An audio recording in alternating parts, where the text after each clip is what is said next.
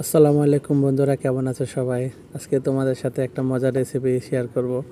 সেটা হচ্ছে ইলিশ মাছের বড়া, যেটা গ্রামে বা দেশে গেলে প্রায় খাওয়া হয়। ইলিশ মাছ, বাইলা মাছ অথবা পোয়া মাছ দিয়ে।